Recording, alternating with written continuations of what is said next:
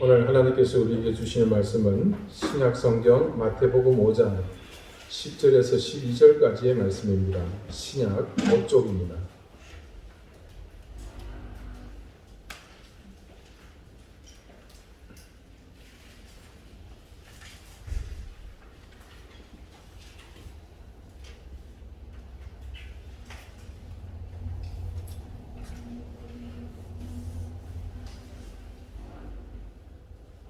마태복음 5장 10절에서 12절까지의 말씀을 제가 읽겠습니다. 이제 다 같이 자리에서 일어나셔서 하나님의 말씀을 경청하십시오.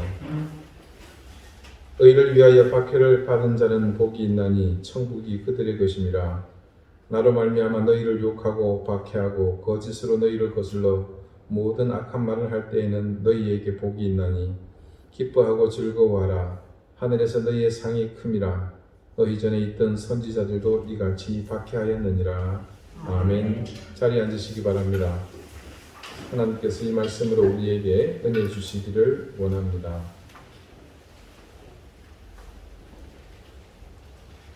갈릴리 호수 북쪽 끝자락에 보면 가버나움이라는 동네가 있습니다. 이 가버나움에서 북쪽으로 이어지는, 그러니까 우리 성경에 나와 있는 헤르몬산, 헐몬산까지 이어지는 그 도로의 시작점이 오르막으로부터 시작이 됩니다. 그 오르막을 오르다가 중간쯤에 오른쪽을 보면 아주 예쁘게 지은 교회가 하나 보입니다.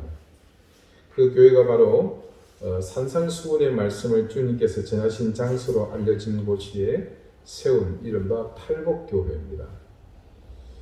산 위에서 주님이 가르치신 교훈이라는 그 의미를 담아서 산상수훈이라고 하지만 실제로 그곳이라고 알려진 팔복교회 주변을 보면 산이라고 보이기는 조금 애매합니다.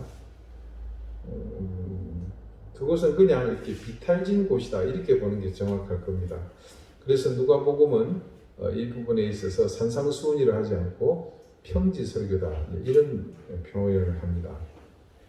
아무튼 그곳에서는 아래로 갈릴리 호수가 보이고 또 가버나움도 보이고 멀리 오른편으로 막달라가 보이고 그 길 따라 쭉 더 밑으로 저 멀리에 티베리아스가 보이는, 그래서 한마디로 경관이 아주 좋은 곳입니다. 아무튼 우리 교회가 조만간 성지순례 한번 가기는 가겠습니다만 그 전에 여러분이 개별적으로 가시더라도 꼭 제가 당부드리고 싶은 게 있습니다. 그곳 교회에 가시거든요. 교회 구경은 천천히 하시고 꼭 그 옛날 주님께서 사람들 앞에서 말씀을 전하셨을 때 그때 그 느낌을 한번 상상해 보시고 묵상해 보시는 그런 시간을 보내시기 바랍니다. 안타깝게도 저는 가서 교회 구경하느라고 돌아와서야 그 사실 깨닫게 되었었습니다. 아무튼 그곳 산인지 평지인지 아무튼 이곳에 찾아오신 예수님에 대해서 사람들이 소문을 듣고 여기저기서 몰려들기 시작했습니다. 그리고 예수님은 그들에게 이른바 산상수훈의 말씀을 전하시게 됩니다. 오늘 본문 마태복음 5장은 바로 그 산상수훈의 내용을 전체 기록하고 있는 그런 말씀입니다. 우리 주님은 그곳에 모인 사람들의 눈빛을 보셨고 그 눈빛들이 말하는 것을 분명 읽으셨으리라고 생각합니다. 그들 눈빛이 말하는 언어들, 예수님을 향한 희망, 두려움, 불안감, 또 은밀한 기대감, 그 외에 많은 생각들이 아마 혼재되어 주님에게 그 눈빛으로 말을 했으리라고 추측됩니다. 그곳에 모인 사람들은 대부분 평범한 민초들이지만 조금만 유추해보면 금방이라도 알 수 있는 것들이 있습니다. 이를테면 지금 한낮에 그곳을 찾을 만큼 그들은 과연 한가한 사람들이었을까요? 나중에 오병에 의해 기적을 통해서 여러분 또 알게 되는 사실이기도 합니다만 그 사람들은 그 들판에 나와서 점심 끼니 한 끼 해결할 수 없는 어려운 형편에 있는 사람들이었습니다. 자, 지금 한낮에 그러니까 그곳에 한가로이 마실 삼아 온 것이 아니라 그 시간에 일할 수 있는 밭이나 또 목축할 수 있는 짐승조차 없는 사람들이 아니었을까 그런 추측을 해봅니다. 한마디로 삶이 비참한 사람들, 또 죄책감에 눌린 사람들, 외롭고 또 불치의 병에 걸린 사람들, 염려와 불안에 찌들고 시달리는 그런 부류의 사람들이 분명합니다.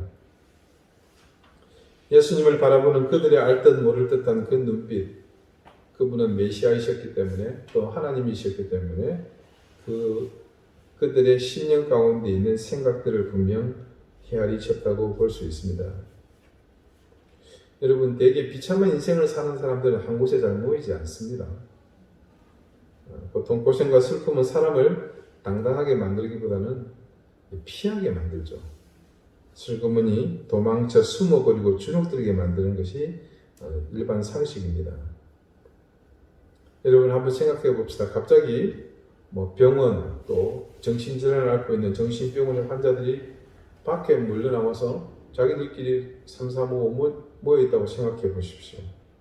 휠체어를 탄 사람도 있을 거고 온몸에 붕대를 칭칭 감은 사람도 있을 것이고 또 신체 장애가 두드러지게 보여지는 심한 사람도 있을 것이고 심지어는 뜰것에 실려서 흰천으로 머리 위까지 다 덮어버리는 그런 시신들. 자, 여러분, 그런 광경을 우리가 차마 눈뜨고 볼 수 있겠습니까? 그들 가운데서 날카로운 불협화음들이 또 중얼중얼 또 알아듣지 못하는 말을 막 하는 정신질환자들의 소리들, 피해망상 또 귀신 들림에 시달리는 그 사람들의 어쩌면 비명들을 듣는 것은 굉장히 괴로운 일일 겁니다. 예수님 주변에 이런 예를 든 그런 불행을 안고 사는 사람들, 고달픈 인생들이 모였습니다. 신기하게도 예수님은 비참한 사람들을 끌어모으는 데는 인류 역사 가운데 가장 탁월한 능력을 지닌 분입니다. 예수님은 숨어있는 죄인들 또 비참한 인생을 살고 있는 사람들을 마치 좌석이 철가루를 끌어당기듯이 그렇게 끌어당기는 분입니다. 그 사람들의 처지에서 보면 사실 이런 겁니다. 분명 다른 인간에게서 볼 수 없는 뭔가를 예수님께서 느끼게 하십니다. 그래서 그분께로 그냥 뭔가에 홀려서 이끌리듯 딸려갈 뿐입니다. 자, 오늘 여러분 이 자리에서 기억해야 될 가장 중요한 것은 조금 전에 말씀드렸던 가버나움 끝자락에서 북쪽으로 가는 오르막이 시작되는 길로 조금 가다 보면 오른쪽에 있는 산은 아닌 것 같고 비탈진 곳에 멀리 갈릴리 호수가 보이고 가버나움과 막달라와 티베리아스가 보이는 경관 좋은 그곳, 그게 중요한 것이 아니라 그곳에 지금 누가 있습니까? 예수님께서 서 계신 겁니다. 그들 가운데에 주님께서 서 계십니다. 다른 곳에 계시지 않고 그들 눈앞에 있다는 겁니다. 그리고 주님은 이미 광야에서 마귀로부터 혹독한 시험을 겪고 그것을 통과하셨습니다. 자, 그런 분이 세상의 상류층 인사들처럼 그렇게 행동하지 않습니다. 여러분, 상류층 인사들은 세상의 불행과 단절된 다른 곳에서 자기들만의 거주구역을 만들면서 삽니다. 그들은 특별한 감정 없이 구호기관에 다달이 구호금을 보낼지언정 자신들이 직접 그곳에 찾아가서 그 현장 속에 거하지는 않습니다. 그 사람들은 가진 것을 잃을까봐 두려워서 바깥 세상에 자신의 마음을 잘 열지 않죠. 대신 자신의 소유, 키우는 강아지가 어디 아프지는 않을까? 우리 강아지가 뭘 좋아할까? 요즘 패션은 어떤 것이 유행하고 있을까? 어떤 명품백이 신상이 나왔을까? 그런 것들이 더 중요합니다. 그래서 예수님의 주변에 모인 이 비참한 인생을 사는 사람들은 자신들의 터전인 그곳에, 낮은 곳에, 빈민가에 찾아와 주신 그분이 그저 놀랍고 고맙습니다. 고생에 찌든 무리가 곁을 지나갈 때 외면하지 않고 눈을 마주쳐 주신 그분이 그저 고마운 겁니다. 이 사람들은 예수님께 뭔가 다른 것을 보았습니다. 그분이 오시면 신기하게도 어둠의 세력들이 서서히 물러납니다. 물론 예수님 자체도 조금 전에 말씀드린 광야에서 시험을 받을 때 그 마귀 앞에 섰을 그 당시에는 두렵고 떨렸습니다. 스스로 인간의 모습과 생각을 잊고 계시기에 유혹과 두려움 등의 모든 인간적 요소가 그분에게서도 예외일 수는 없습니다. 하지만 이 음흉한 사탄도 아무런 성과 없이 주님께 패배하고 그 현장을 떠나야 했죠. 여러분, 십자가에서도 같은 일이 벌어졌습니다. 십자가형이라는 육체적인 고통, 또 거기에다 뭐가 더해졌습니까? 하나님으로부터 버려진다라는 그 두려움이 예수님을 온통 뒤흔들지 않았습니까? 그분의 영은 죽음의 포위를 뚫고 나와 그 가운데서도 하나님 아버지의 손을 붙잡았습니다. 그래서 비참한 인생의 무리는 예수님께 다가가려고 애썼고 갈망의 눈으로 그분의 손을 응시했습니다. 왜요? 그 손은 능히 모든 것을 할 수 있는 전능한 손이었기 때문이죠. 선을 행하시고 복을 베풀고 치유에 회복에 지칠 줄 모르는 그런 능력의 손이었기 때문입니다. 그런데 이번 이 가버나움 뒤편 북쪽으로 이어지는 꼬불꼬불한 길을 가다가 보면 오른쪽에 있는 산은 아닌 것 같은데 비탈진 곳에 풍광이 아주 좋은 곳에 있는 그곳에서 예수님은 뭘 하고 계십니까? 말씀을 하고 서 계십니다. 지금 그분의 손은 여느 때처럼 일하는 손이 아니고 다소곳이 모아져서 그렇게 쉬고 있습니다. 대신 그분은 지금 그날만큼은 온종일 입을 여시고 말씀만 하실 뿐입니다. 자, 그렇다면 그곳에 모인 사람들이 심정이 어떻겠습니까?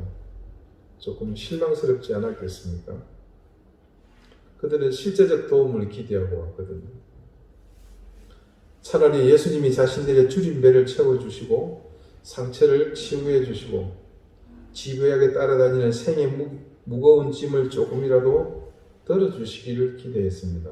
그런데 예수님이 그런 기대를 아랑곳하지 않고 손을 내려놓고 그냥 말씀만 하십니다. 그곳에 모인 사람들이 가진 모든 불행은 예수님을 향해서 즉각적인 어떤 행동을 해달라고 부르짖고 있는데 왜 예수님은 굳이 그곳에서 말씀하시기를 선택하셨을까? 그곳에 모인 사람들의 머릿속에 이런 생각들이 하나 둘씩 올라옵니다. 그냥 이 양반도 이론과 교리를 설파하는 랍비구나. 그 자리에 모인 사람들의 면면이 사실상 그런 이론과 그 교리와는 어울리지 않는 그런 부류들이지 않습니까? 그리고 지금 그 현장의 필요를 볼 때 이론과 교리는 그 사람들을 배부르게 하거나 병을 고쳐주거나 또 시리디 시린 그 뼈마디를 따뜻하게 해줄 수 있는 그런 일을 못합니다. 할 수 없습니다. 더군다나 죽은 아들은 살려낼 엄두도 낼 수 없고 두렵고 텅 비어있는 자신들의 보장되지 않는 미래에 대해서 그 이야기는 어떤 것도 채워줄 수 없는데 말입니다. 그런 면에서 보면 예수님이 하시려는 말씀이 무엇인지 모르나 손을 움직이지 않는 한 어쩌면 이들의 삶을 이전보다 더 힘들고 또 병들게 만들 수도 있습니다. 그래서 아마 그들은 예수님이 도대체 그런 모든 상황을 제쳐두고 얘기를 하시려고 하는데 무슨 말씀을 하시려는 것일까? 그들은 생각하고 또 고민했을 겁니다. 여러분, 유대인들이라면 태어나서부터 그들의 귀에 이 유대교의 교리는 귀가 따갑도록 들려졌고 그들은 이미 모든 것을 알고 있습니다. 주님 앞에 모인 비참한 인생의 불행과 고생이 심판의 결과고 온 세상이 타락했다는 흔한 논조들 아니겠습니까? 설교가들의 진부한 이야기, 이미 그들은 조상적부터 귀에 따갑도록 들어온 이야기에서 분명히 지금 저 선생님이 하시는 말도 크게 다르지 않을 것이다. 어쩌면 세례 요한처럼 또 소리 지르며 외칠 수도 있겠죠. 도끼가 나무 뿌리에 이미 놓여있다. 최후의 심판이 임박했다. 똑같이 그런 소리만을 되풀이할 것 같습니다. 그래서 예수님의 주변에 모인 사람들이 그분의 입에서 무슨 말이 나올지 나름 자기 딴에는 짐작을 하고 있는 것 같습니다. 인간을 향한 하나님의 선전포고, 또 그리고 그들의 죄에 대한 낱낱이 세밀하게 고발하는 이야기들, 하나님의 신기에 거슬리는 은밀한 생각들이 고통스럽게 낱낱이 폭로될 것입니다. 그런 이야기를 듣는 것이 얼마나 우울하겠습니까? 그리고 또 얼마나 피곤하겠습니까? 그렇지만 안타까운 것은 그것을 반박할 수가 없습니다. 왜요? 모든 것은 아이들 말로 팩폭, 사실 있는 그대로 얘기하기 때문입니다. 팩트 폭격이거든요. 사실인 것은 맞지만 그런 말들이 가중될 때 고통과 우울한 마음만 더해줄 뿐 아무런 성과가 없습니다. 아무리 옳은 말이라 할지라도 자신들에 대한 부정적인 생각은 아무리 말해도 내게 도움이 되지는 않거든요. 자, 그런데 그런 상황 속에서 막상 예수님이 입을 여시자 전혀 뜻밖의 일이 벌어집니다. 그곳에 모인 사람들은 그 얘기에 경악하게 됩니다. 주변에 그곳에 모인 사람들, 고생과 불행과 죄책감에 시달리는 사람들에게 예수님은 무엇을 먼저 얘기하십니까? 8가지의 복을 말씀하십니다. 너희가 복이 있나니. 있나니라고 말씀하는 것은 선언입니다. 이 선포는 예수님의 그 말씀이 끝나고도 아마 어쩌면 오래도록 그들의 기억 속에서 헤어나오지 못할 정도의 강한 충격이었을 것입니다. 실제로 예수님의 공생애에서 이렇게 많은 사람이 모인 가운데 처음부터 의도하고 예수님께서 직접 설교를 말씀하신 예는 찾아볼 수 없습니다. 단지 어떤 사건 앞에서 그것을 해결하시기 위해 그때그때 필요한 말씀을 하시고 상황을 정리하실 목적으로 교훈하신 것들이 대부분입니다. 그렇지만 이렇게 의도적으로 다수의 군중을 향해 처음부터 의도하신 바를 말씀하신 것은 거의 유일하다고 볼 수 있습니다. 그러므로 여기에는 천국의 메시지, 즉 하나님의 인간을 향한 사랑과 은혜가 명확하게 드러납니다. 산상에서 주님이 가르치신 이 교훈을 들은 사람들은 그래서 모두가 놀랐고 동시에 두려워했습니다. 자, 이런 반응은 당연합니다. 하나님의 선은 너무나 위대하기 때문에 인간의 수준을 항상 훌쩍 뛰어넘는 것들입니다. 또 무엇보다도 인간의 모든 관념에서 어긋나기 때문에 처음에는 다들 이해하지 못하죠. 단지 극도의 무지함 속에서 어안이 벙벙할 뿐입니다. 여러분, 처음 예수님이 태어날 때 한번 생각해 봅시다. 들판에 양을 치는 목자들이 밤에 양 옆에서 잠을 자고 있습니다. 그때 빛이 비추죠. 그 목자들이 뛰면서 환호했을 것 같습니까? 아닙니다. 모두 두려워서 엎드렸습니다. 여러분, 당대에 그 이스라엘에서 가장 잘 나가는 사람, 전혀 거리낄 것 없고 어디 가서도 큰 소리 칠 수 있던 사울이 다메섹으로 가는 여정에 강력한 빛 앞에서 주님을 만났을 때 그가 무엇을 했습니까? 아무것도 할 수 없었습니다.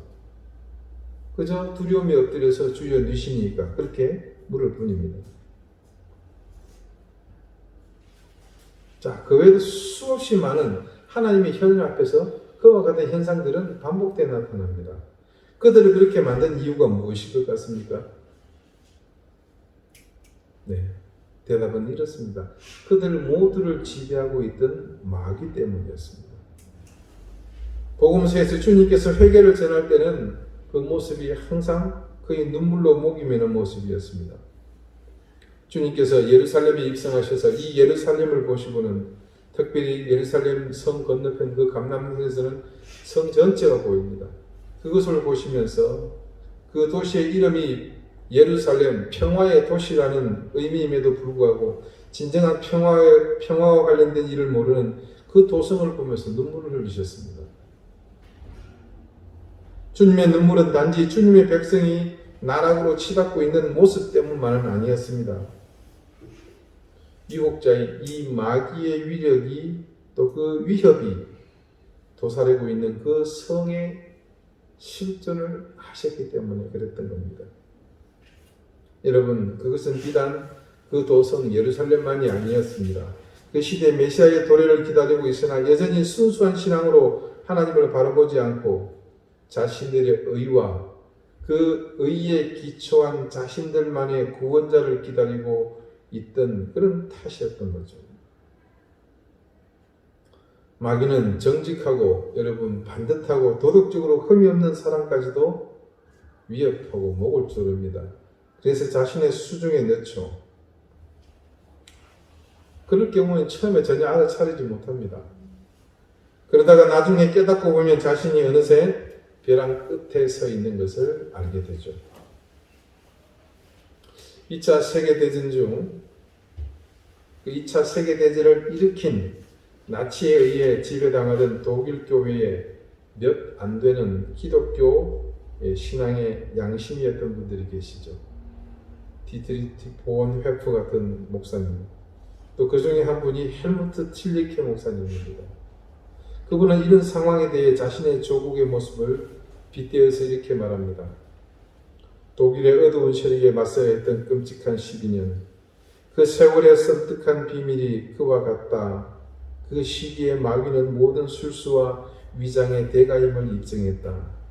지난 세월 동안 마귀는 이 민족의 저속한 본능에 호소한 게 아니라 인간의 희생정신과 헌신에 도전했다. 청소년의 이상주의와 애국심을 자극하여 그들을 장악했고 이 민족 최고의 민족성을 상대로 사악한 수작을 부렸다. 이 히틀러의 나치 정권에 대한 정확하고 또 신학적이고 성경적인 판단이었습니다. 자, 우리 주님은 그런 마귀의 속성을 또 그 속성을 바탕으로 한 위력을 너무나 잘 알고 계셨기에 그에게 놀아나는 그 사람들을 보시면서 슬퍼 우셨던 겁니다. 그러므로 우리는 주님께서 우리 때문에 받으셔야 했던 그때의 그 심판을 마음 깊은 곳에서 기꺼이 받아들일 수 있습니다. 사실 이건 놀라운 일이죠. 골고다의 십자가보다 더 가혹한 심판이 이 세상에 있을 수 없었기 때문입니다. 여러분, 그때 빌라도의 법정에서부터 주님이 십자가에 못 박히는 그 골고다 언덕에 이르는 여정 가운데 주님을 둘러싸고 있던 그 무리 중에는 마귀의 아주 충곡들, 또 군중 심리로 가득한 또 가학 증세를 보이는 사람들이 많이 있었죠. 그러나 그 가운데는 분명 도덕적인 모범 시민도 있었습니다. 그런데 그들 모두가 한 목소리로 자신들의 과대망상증과 허영심과 악한 양심을 소름 끼치도록 쏟아내는 것을 볼 수 있습니다.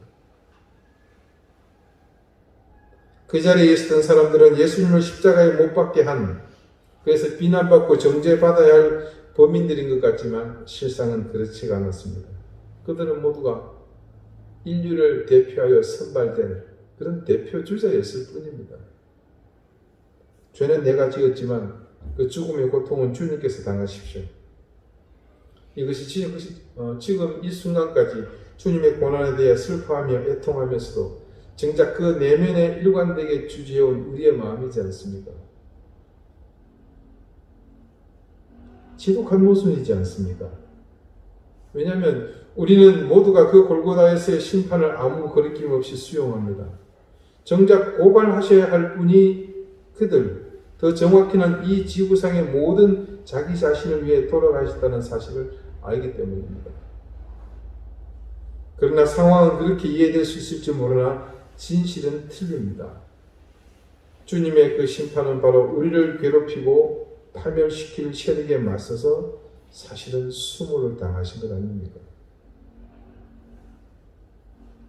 주님은 그 산 위에서 우리 모두에게 가혹한 심판을 선고하시며 마음 깊은 곳에 있는 가장 은밀한 비밀과 또 우리의 충동까지도 가차없이 들춰내십니다.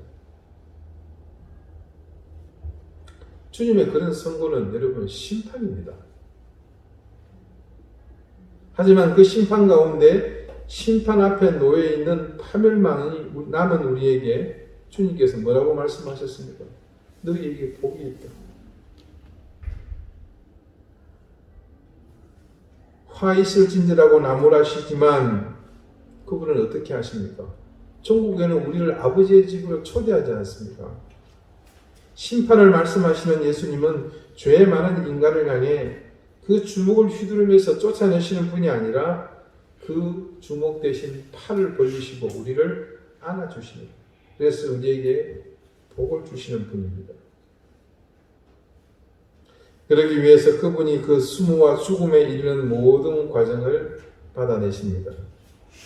머리를 가시관에 찔리시고 손과 발에는 못이 박히고 옆구리는 창에 찔리셨습니다.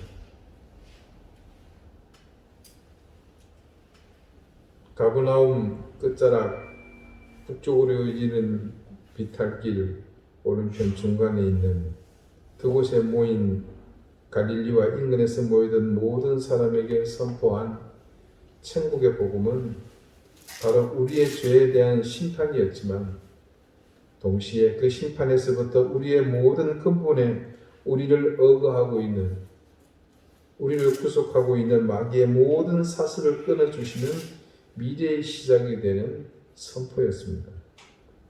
그 사실을 담고 있는 주님의 한마디 선포, 너희에게 복이 있나니. 우리 주님은 분명히 복을 주시겠다고 말씀하신 것이 아니라 뭐라고 하셨습니까? 우리에게 복이 있다라고 말씀하고 계십니다. 복이 있다? 이것은 복을 주시겠다는 선물의 개념이 아니라 복의 내재, 즉 우리의 상태가 그렇다는 의미입니다. 이제껏 마귀의 권세 아래 지배받던 우리의 삶은 복된 사람이 아니었습니다.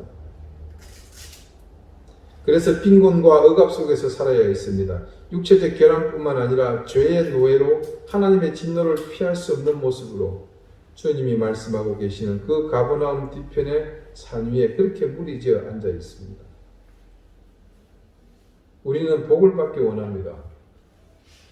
그런데 우리의 그런 바람과 달리 주님은 우리에게 복을 주시겠다는 말씀이 아닌 복이 있노라는 선포를 하십니다. 여러분, 복을 받기 원하는 우리 마음과 우리에게 복을 주시기보다는 복이 있다고 말씀하시는 주님의 선언이 서로 바라보는 방향이 다르다는 것을 우리가 여기서 알아야 합니다. 주님께서 갈릴리의 산상에서 선포하신 모든 심판은 결국 우리에게 있는 모든 것에 대한 삶의 현 주소였습니다. 그런데 주님이 그런 우리에게 복이 있다고 하신 것은 결국 우리의 그 현 주소를 바라보는 가치 기준이 달라졌음을 의미합니다. 그것을 바라보는 시각의 변화가 있다는 겁니다. 자, 생각해 봅시다. 너희에게 복이 있다. 우리에게 복이 있다고 선포하신 주님의 말씀을 듣고 그 말씀에 따라 그곳에 모인 사람들이 은혜를 받았습니다. 집으로 돌아갑니다. 돌아간 그들의 삶의 자리가 여러분 어떻게 바뀌어 있을까요? 동일합니다. 이전과 똑같습니다. 여전히 굶기를 밥 먹듯 해야 하고 여기저기 다양한 핍박 속에서 살아야 합니다. 육체적으로도 고달프고 오랜 지병은 나을 기미가 보이지 않습니다. 오히려 갔다 와서 더 힘듭니다. 도대체 무엇이 달라진 게 있기는 할까요? 네, 아무것도 달라진 것은 없습니다. 어쩌면 이전보다 더 상황이 어려워질 수 있습니다. 차라리 오늘 거기 간다고 할 때 따라가지 않고 그냥 갈릴리 바닷가 나가서 일이라도 거들었다면 살림에 좀 도움이라도 됐을 텐데 도리어 안간만 못한 영국입니다. 그렇다면 이런 상황이 도대체 뭐가 복이 있다는 겁니까? 마귀의 권세 아래에서 살던 우리의 죽을 인생이 주님이 대신 받으신 심판으로 인해서 하나님의 권세 아래로 회복되었다는 사실, 여러분 바로 그것이 복이 우리에게 머물게 된 상황, 즉 복이 있다는 겁니다. 여러분 그 상황이 인지가 되면, 깨달아지면 그때는 삶의 모든 방향이 달라집니다. 그래서 그때부터 그들에게서 삶의 모든 방향이 달라졌습니다. 목적도 의미도 그리고 방향도 모두 하나님의 손길을 통해 전혀 다른 구원과 생명의 삶으로 바뀌게 된 것입니다. 그래서 그 삶이 복이 있는 삶이 된 것입니다. 나를 어렵게 만드는 그것이 전부 이제는 내게 굴레가 아니라는 겁니다. 이제 그것들로 인해서 불편할 것도 그리고 억울하거나 힘들 것도 없다는 의미입니다. 이전에는 굶주리는 것이 마귀의 흉계였다면 이제는 그런 마귀의 흉계를 알기에 그 배고픔 속에서도 하나님을 바라보며 그분이 내 삶을 책임져 주실 것에 대한 신뢰를 얻게 되었습니다. 이전에는 질병으로 고통스러웠습니다. 그래서 마음마저 고통스럽고 그로 인해 심령이 무너져 내려앉아 절망 속에 사는 삶이었습니다. 그러나 이제 나와 함께 하시는 하나님으로 인해 동일한 상황이 여전히 내 곁에 있지만 그 상황이 전혀 나를 엉두르지도 않을 뿐더러 주눅들지도 않게 합니다. 금전적인 어려움도 배고픔과 같은 가장 기본적인 공공함도 이제 내게는 아무런 문제가 되지 않습니다. 오늘 말씀은 바로 그것, 우리 삶이 왜 복된지 주님께서 그 이유를 말씀해 주시고 있습니다. 이전에는 그 산상의 주님의 가르침을 듣기 위해서 오기 전에는 모두가 마귀의 사슬 아래에 있었기 때문에 힘들고 고통스럽고 절망스럽고 좌절하는 삶이었습니다. 그런데 그 삶의 방향이 이제 바뀌어 버렸습니다.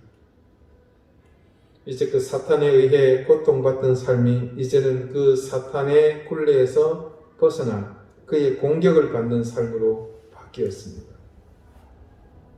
하나님의 손길에 이끌리는 삶, 즉 의롭게 된 삶으로 인해서 박해를 받는 삶이 된 것이죠. 나로 말미암아 너희를 욕하고 박해하고 거짓으로 거슬러 모든 악한 말을 듣게 된 이유도 바로 우리가 이제 복이 있는 사람이기 때문에 그런 겁니다. 이전에는 그런 삶으로 인해 우리가 찌들고 고통스럽고 낙심한 가운데 머물렀지만 그러나 이제는 어떻게 할 수 있다고 말씀이 증거하고 있습니까? 기뻐하고 즐거워할 수 있습니다. 우리의 복된 삶을 통해 종국에는 하나님의 나라에서 우리에게 주실 상이 있음을 깨닫고 그것을 믿게 되었기 때문입니다. 여러분, 이것을 믿으십시오. 복 받을 것을 믿는 것이 아니라 나의 삶이 복되다는 사실을 먼저 믿으십시오.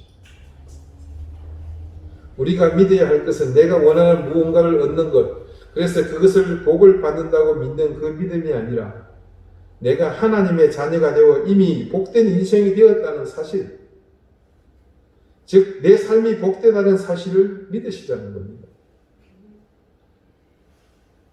우리가 마땅히 믿어야 할 그 사실, 주님께서 이미 선포하신 그 사실을 망각하고 살았기에 우리는 하나님의 자녀라는 신분 속에서도 자신에게 머물러 있는 그 복을 깨닫지 못하고 허황한 소유에 집착하여 복만을 구하는 그런 기복의 삶을 여태껏 구가하며 살고 있었습니다. 전혀 다른 방향으로 하나님이 약속한 곳이 아닌 내 의지가 가리키는 곳을 향해서 살았던 이전의 우리의 삶은 결코 신앙의 삶이 아닙니다. 그렇게 살던 우리가 하나님의 자녀라는 사실을 부인하는 삶이었고 말씀이 우리에게 가르치고 인도하는 삶을 무시하는 그런 삶일 뿐이었습니다. 우리가 지금껏 신앙이 성숙해지지 못한 것도 그리고 영성이 깊은 믿음의 소유, 영성이 깊은 믿음을 소유하지 못한 것도 모두 사실은 우리가 복되다는 사실을 바로 알지 못했기에 자연스럽게 신앙의 성숙도 깊은 영성도 소유하지 못했던 겁니다. 여러분, 우리가 복되다는 것은 무엇보다도 주님께서 당신의 입으로 직접 우리에게 선포하셨다는 그 중요한 사실에 근거합니다. 그러므로 이는 이 세상 어떤 약속과 선언보다도 강력한 힘을 가진 하늘의 보증입니다. 여러분, 우리는 복이 있는 사람입니다. 그렇다면 이제 명확해졌습니다. 우리가 어떤 삶을 살아야 할지 모든 삶에 대한 방향은 분명해졌습니다. 우리를 짓누르고 있는 모든 것에서 자유하지 못한 것은 복 있는 인생의 삶이 아닙니다. 그것은 다른 말로 진정한 내 인생이 아니라는 말이기도 합니다. 이제 우리는 주님이 선포하심으로 결정지으신 그 복 있는 인생을 사십시다. 그래서 고난과 역경을 두려워하지 않고 삶에 찌들듯 이전의 삶에서 주저앉아 있지도 말고 마음껏 자유하며 주님이 주신 나의 그 인생, 복 있는 인생을 함께 살아가십시다. 기도드리시겠습니다. 주님, 우리를 복이 있다고 말씀하신 주님의 선포가 의미하는 것을 깨닫게 되었습니다. 우리는 이제껏 내가 복이 있다는 사실을 모르고 살았습니다. 이제껏 우리 인생을 힘들고 고단하게 만들었던 그 모든 것이 결코 우리를 지배할 수 없음을 바르게 알고 이제 우리가 그 고통과 환난의 주체였던 마귀의 손길을 벗어나 아버지의 화해와 용서의 은총으로 나아가므로 이제는 진정한 의미의 복 있는 인생으로 살기 원합니다. 내가 쫓던 허황한 꿈을 접어버리게 하시고 이미 내게 머물러 우리의 삶을 풍요롭게 만드는 복이 머무는 인생으로 살게 해 주십시오. 예수 그리스도 이름으로 기도드립니다. 아멘.